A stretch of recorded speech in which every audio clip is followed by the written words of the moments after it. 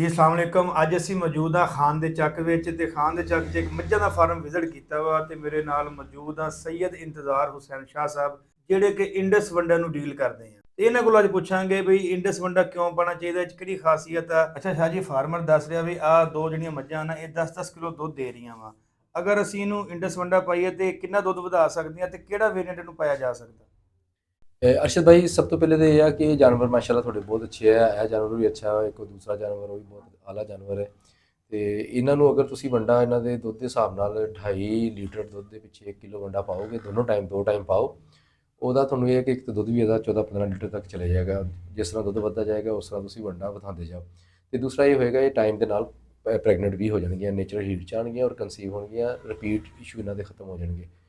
ਔਰ ਤੀਸਰੀ ਚੀਜ਼ ਇਹ ਹੈ ਕਿ ਇਹ ਲੰਬਾ ਇਹਨਾਂ ਲੈਕਟੇਸ਼ਨ ਪੀਰੀਅਡ बढ़ ਜਾਏਗਾ ਨਾ, ਕਿ ਜਿਹੜਾ ਕਿ 2-4 ਮਹੀਨੇ ਜਾਨਵਰ ਦੁੱਧ ਦਿੰਦਾ, ਇਹ ਤੁਹਾਡੇ ਤਕਰੀਬਨ ਪ੍ਰੈਗਨੈਂਟ ਹੋ ਕੇ ਵੀ 6-7 ਮਹੀਨੇ ਤੱਕ ਜਾਨਵਰ ਜਿਹੜਾ ਨਾ ਆਰਾਮ ਨਾਲ ਦੁੱਧ ਦੇਗਾ ਔਰ ਹੈਲਥ ਵੀ ਇਹਨਾਂ ਦੀ ਬਹੁਤ ਅੱਛੀ ਰਹੇਗੀ।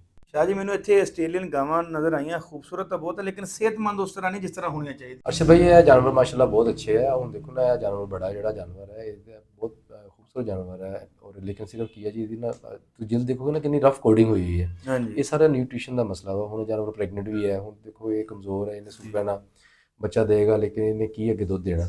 ਤੇ ਇਹਦੇ ਵਾਸਤੇ ਇਹੀ ਹੈ ਕਿ ਇਹਨੂੰ ਅੱਛੀ ਬੈਲੈਂਸ ਫੀਡ ਦਿੱਤੀ ਜਾਏ ਤਾਂ ਕਿ ਇਹਦੀ ਹੈਲਥ ਅੱਛੀ ਹੋ ਜਾਏ। ਕਲੋਜ਼ਅਪ ਨੂੰ ਦਿੱਤਾ ਜਾਏ, ਆਪਣਾ 732 ਨੰਬਰ ਇਹਨੂੰ ਦਿੱਤਾ ਜਾਏ। ਹੁਣ ਸ਼ਾਹ ਜੀ, ਮੈਨੂੰ ਇਹ ਦੱਸੋ ਕਿ ਇੰਡਸ ਫੀਡ ਹੀ ਕਿਉਂ ਪਾਕਿਸਤਾਨ ਦੀ ਸਭ ਤੋਂ ਨੰਬਰ 1 ਫੀਡ ਤਸੱਵਰ ਕੀਤੀ ਜਾ ਰਹੀ ਹੈ, ਹਾਲਾਂਕਿ ਵੰਡੇ ਦੇ ਮਾਰਕੀਟ ਹੋਰ ਵੀ ਕਾਫੀ ਸਾਰੇ ਹੈਗੇ। ਜੀ ਇੰਡਸ, ਕਿਉਂਕਿ ਇਹਨਾਂ ਦੀ ਪੋਲਟਰੀ ਦਾ ਵੀ ਇੱਕ ਬੜਾ ਨਾਮ ਹੈ, ਕਿਉਂਕਿ ਕੁਆਲਿਟੀ ਤੋਂ ਇਹ ਕੰਪਰੋਮਾਈਜ਼ ਬਿਲਕੁਲ ਨਹੀਂ ਕਰਦੇ। ਔਰ ਆਪਣਾ ਤੁਸੀਂ ਦੇਖੋ ਇਲਾਕੇ ਦੇ ਵਿੱਚ ਜਿਤਨੇ ਬੜੇ ਬੜੇ ਫਾਰਮ ਹੈ ਸਾਰੇ ਆਪਣੇ ਇੰਡਸ ਵੰਡੇ ਤੇ ਹੀ ਹੈ। ਔਰ ਉਹ ਮੁਸਲਸਲ 4 ਸਾਲ ਤੋਂ ਬਾਹਰੋਂ ਟੈਸਟ ਵੀ ਕਰਵਾਉਂਦੇ ਆ ਲੋਕ, ਲੇਕਿਨ ਜੋ ਅਸੀਂ ਲਿਖਿਆ ਹੁੰਦਾ ਉਹੀ ਸੇਮ ਚੀਜ਼ ਹੁੰਦੀ। ਸਾਡਾ ਇਹ ਨਹੀਂ ਹੁੰਦਾ ਕਿ ਅਸੀਂ ਰਿਜ਼ਲਟ ਲਿਖਿਆ ਜੀ 20 PPB ਹੈ ਤੇ ਆਇਆ ਉਹ 17 PPB ਹੈ। ਤੇ ਇਸ ਤਰ੍ਹਾਂ ਹੀ ਬਾਕੀ ਚੀਜ਼ਾਂ ਵੀ ਸਾਰੀਆਂ ਜਿਹੜੀ ਕੰਪੋਜੀਸ਼ਨ ਬਹੁਤ ਆਲਾ ਹੈ, ਬੈਲੈਂਸ ਫੀਡ ਕੀਤੀ ਜਾਂਦੀ, ਇਸ ਕਰਕੇ ਲੋਕਾਂ ਦਾ ਡੇ ਬਾਈ ਡੇ ਜਿਹੜਾ ਨਾ ਉਹਦੇ ਤੇ ਇਤਮਾਦ बढ़ ਰਿਹਾ।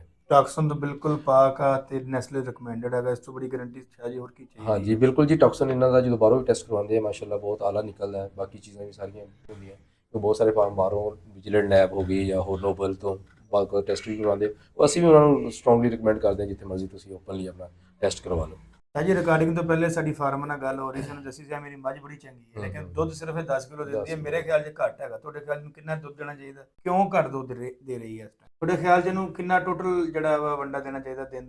ਅਰਸ਼ਦ ਭਾਈ, ਇਹ ਜਕਮੁਸ਼ ਤੇ ਇੱਕ ਦਿਨ ਦੇ ਵਿੱਚ ਤੇ 20 ਕਿਲੋ ਨਹੀਂ ਹੋਣਾ, ਇੱਕ ਤਸਲਸਲ ਨਾਲ ਹੋਣਾ ਕਿ ਦੁੱਧ ਦੇ ਹਿਸਾਬ ਨਾਲ 2.5 ਲੀਟਰ ਦੁੱਧ ਦੇ ਵਿੱਚ 1 ਕਿਲੋ ਦੋ ਟਾਈਮ ਦਿਓ ਇਹਨੂੰ। ਔਰ ਨਾਲ ਪੂਰਾ ਪੱਠਾ ਦਿਓ ਇਹਨੂੰ ਜਿਹੜਾ ਅੱਛਾ ਚਾਰਾ, ਇਹ ਨਹੀਂ ਕਿ ਵੰਡਾ ਇਕੱਲਾ ਦੇ ਕੇ ਤੇ ਬਾਕੀ ਉਹਦਾ ਪੇਟ ਹੀ ਨਾ ਭਰੇ।